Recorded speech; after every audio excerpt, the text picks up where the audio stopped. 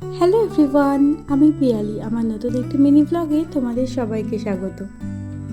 এই ভিডিওটা ছিল রবিবার দিন বিকেলের একটা ভিডিও। তখন ঘড়ির কাঁটায় বাজে বিকেল 4টে মতন। আর সেদিনকে না বেশ ভালোই মাঝে মাঝে বৃষ্টি পড়ছিল। আর সেদিনকে আমি আর বাপন একটু বেরিয়েছিলাম। আর ওই দিনকে না আমার শাশুড়ি মা এসেছিলেন দুপুরবেলায়।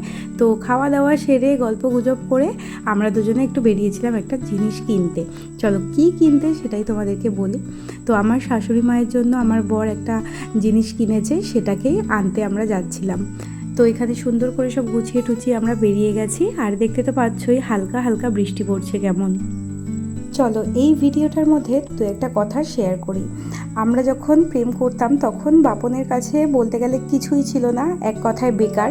না ছিল টাকা পয়সা, না ছিল কোনো ভালো কাজ, না ছিল মানে ভালোভাবে থাকার মতন একটা বাড়ি। 2019-এ যখন ও চাকরিটা পেল তখন যাই হোক মানে একটু একটু করে ও বাড়িটা করেছে। ও যেটুকু করেছে ও কিন্তু নিজের ক্ষমতায় নিজের চেষ্টায় করে উঠতে পেরেছে।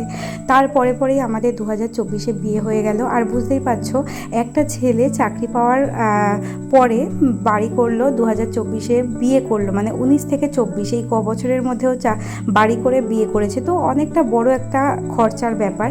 তো এই সব করতে করতে না ওর মাকে কিছুই সেরকম দিতে পারেনি, কিন্তু ইচ্ছা তো করে যে চাকরি পাওয়ার পরে মাকে কিছু দেওয়া উচিত। তো সেই জন্যে ও বলেছিল মাকে কিছু একটা গিফট করবে, অবশ্যই সেটা সোনার। তো আমাকে ব্যাপারটা জানিয়েছিল, আর ও আমাকে জানানো মাত্রই আমি বললাম যে তোর কি দেওয়ার ইচ্ছা? বলছে আমার কাছে তো এখন সেরকম অনেকটা টাকা নেই, তুই এরকম একটা দামের মধ্যে কিছু দেখ। আমি বললাম তাহলে একটা আইএসটি দেখি। আমার শাশুড়ি মায়ের পছন্দ ছিল শাখা বাঁধানো, কিন্তু বলতে গেলে এখন সোনার যা দাম, এক জোড়া শাখা বাঁধানো হয়তো এই আইএসটির টাকাটা দিয়ে হয়ে যেত, কিন্তু সেটা উনি ভালোভাবে ব্যবহার করতে পারতেন না। তাই জন্য ভাবলাম যে শাখা বাঁধানোটা পরে দেওয়া যাবে, আপাতত একটা আইএসটি দিই। তো ওই জন্য সেই মতনই আমরা এই কাকুর দোকানে বানাতে দিয়েছিলাম। আর জানো তো ওর যখন কোনো কিছু কেনার হয় বা কোনো কিছু কাউকে দেওয়ার ইচ্ছা হয়, ও সবার প্রথমে সেটা আমাকে জানায়।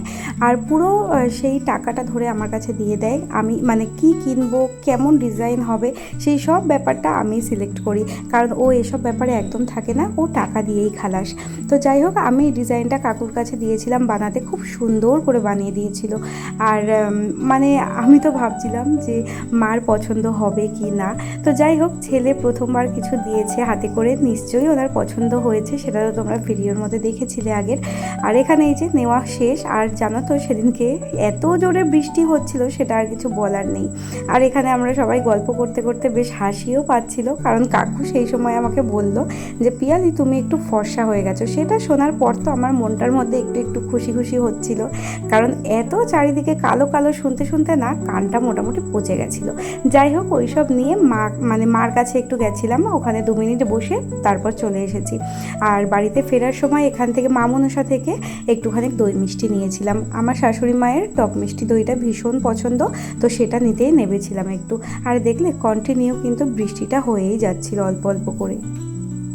আচ্ছা আরেকটা কথা, যারা তোমরা নতুন ফলোয়ার্স হয়েছো আমার, তারা তো অনেকেই আমার শাশুড়ি মার ব্যাপারটা জানো না। তো আরেকবার বলে দিচ্ছি, আমাকে একজন দিদিভাই জিজ্ঞাসা করেছিলেন যে আমার শাশুড়ি মা কোথায় থাকেন, আর আমি সবসময় আমার শ্বশুর মশাইয়ের নামই কেন নিই। তার কারণ হচ্ছে আমার শাশুড়ি মা একটা জায়গায় কাজ করেন, তো ওইখানেই থাকেন। উনি সবসময় বাড়ি আসতে পারেন না, মাসে একবার কি দুবার আসেন।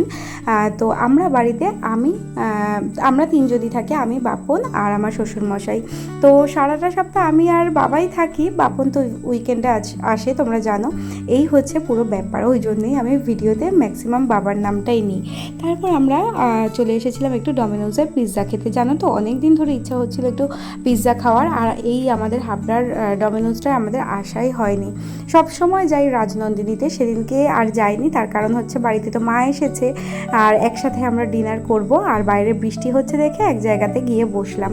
তো এখানে আমরা একটা পিৎজা অর্ডার করেছিলাম, চিকেন বারবিকিউ চিজ পিৎজা। খেতে ভীষণ সুন্দর ছিল, দামটাও খুব সুন্দর ছিল।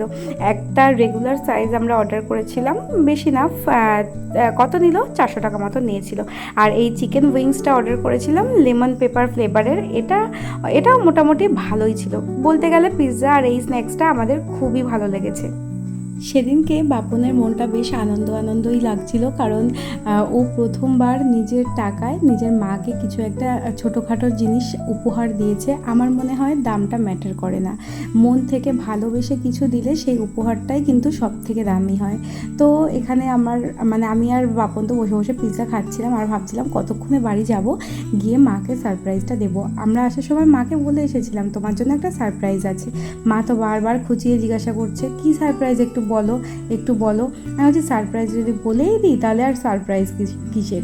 তো বলছে একটুখানি বলো, আমার তো ঘুমই হবে না। আচ্ছা তাহলে গল্প করো, ঘুম না হলে বসে বসে গল্প করো, কিন্তু বলা যাবে না। যাই হোক, এইসব কথা বলতে বলতে আমরা খাওয়া দাওয়া করছিলাম। আর এখানের পিৎজাটা আমার ভীষণ ভালো লেগেছে, জানো তো। ছোট্টখাট্টো পিৎজা হলে কি হবে, ভীষণ টেস্টি ছিল। আমার মনে হয় একটা ছেলে যখন বেকার থাকে আর পুরো দায়িত্বটা যখন নিজের কাঁধে এসে পড়ে, এই যেমন ধরো একটা চাকরি জোগাড় করা, চাকরি পাওয়ার পরে তার সেই অল্প ইনকামের মধ্যে থেকে একটা বাড়ি দাঁড় করানো, প্লাস সে নিজের খরচে বিয়ে করা, এটা কিন্তু অনেকটা চাপের ব্যাপার। যারা নিজের কাঁধে এই দায়িত্বটা নিয়েছে তারাই একমাত্র বলতে পারবে। তো সেই রকমই এই সব ঝামেলার মধ্যে আমার শাশুড়ি মাকে সেরকম কিছু দেওয়া হয়নি। তো ওই জন্যে আমার বরের মনটা সেদিনকে খুব ভালো ছিল। আর ওই আইসটা ডিজাইনটাতে তোমাদেরকে দেখালাম, তোমাদের কেমন লাগলো অবশ্যই কিন্তু কমেন্টে জানাবে। আমাদের কিন্তু ভীষণ ভালো লেগেছে, ছোট্টখাট্টোর মধ্যে ডিজাইনটা বেশ সুন্দর। তারপর আমরা বাড়িতে গেলাম আর মাকে জিনিসটা দিলাম। মা যখন আমাদের ঘরে আসলো, আমরাই ডেকেছিলাম যে আসো, তো তখনও পর্যন্ত কিন্তু মা বুঝতে পারেনি যে আমরা কি করতে গেছিলাম, কি কিনতে গেছিলাম। তারপর দেখো মার রিয়াকশন।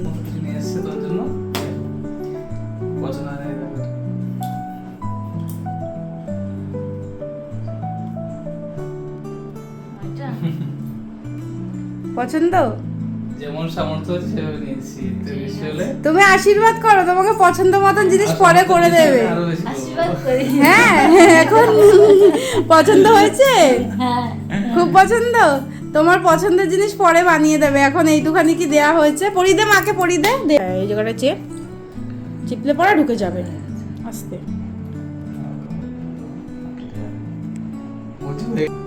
এই যে ছোট্ট উপহার নাও, এই যে বাবাকে দেখা। তারপর এখানে সবাই মিলে ডিনার করে নিয়েছিলাম। মা আর বাবা তো শুতে চলে গেছিলো, আর তখন প্রায় 11:15 বেজে গেছিলো। আর আমাদের হাবড়া থেকে আসতেও না একটু দেরি হয়ে গেছিলো। আর এখানে তারপর আমি এসে তো দেখলাম যে আমার শ্বশুরমশাই কচুর শাক কেটে রেখেছিলেন মানে পরের দিনের রান্নার জন্য। আর তারপর আমি এখানে পরের দিন সকালের জন্য একটু আমন্ড আর কাঁচা ছোলা, কাঁচা বাদাম এগুলো ভিজিয়ে রাখছিলাম। আমি যখন একা থাকি বাড়িতে শুধু আমন্ডটাই ভিজিয়ে রাখি, তবে বাপন থাকলে ও আবার একটু কাঁচা ছোলা বাদামটা খায়, সেটাও ভিজিয়ে রেখে দিয়েছিলাম। তো এই যে সব গুছিয়ে চলে গেলাম ঘরে, বিছানাপত্র ভালো করে গুছিয়ে শুয়ে পড়লাম। আর এই ছিল রবিবারের একটা ছোট্ট ভিডিও। তোমাদের যদি ভিডিওটা ভালো লাগে অবশ্যই একটা লাইক করে দিও। সবাই খুব ভালো থেকো, সুস্থ থেকো। চলো টাটা।